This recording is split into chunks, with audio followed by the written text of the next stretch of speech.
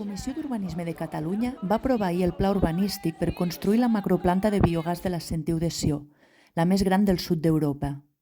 El projecte està impulsat pel fons d'inversió danès SIP i li han estat concedits 4,5 milions d'euros en subvencions públiques de la Generalitat. Els membres de la comissió reben l'ordre del dia 48 hores abans, un marge totalment insuficient per estudiar a fons un projecte tan complex i amb tant d'impacte.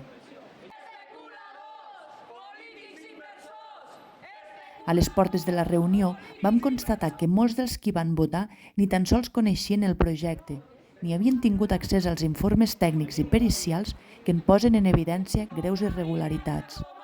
Malgrat que alguns membres van demanar ajornar la votació, Víctor Puga, secretari de Territori, Urbanisme i Agenda Urbana, ho va rebutjar.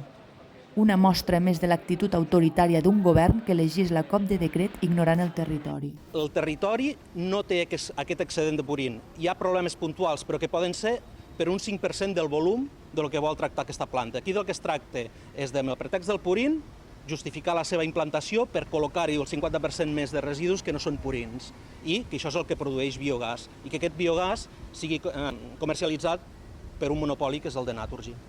És un projecte que no s'adapta a les necessitats del territori, és un projecte que ha falsejat els números d'ocupació, ha falsejat els contractes amb ramaders, està a una distància que no és reglamentària i que és completament il·legal i que la tramitació urbanística al mateix Departament d'Agricultura ha obviat perquè pogués seguir endavant.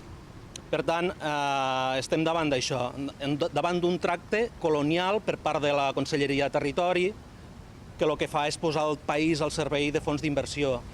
Malgrat veure tanta injustícia i arrogància, vam tornar cap a casa amb pas ferm. Encara ens queda un llarg recorregut fins a aturar aquest despropòsit.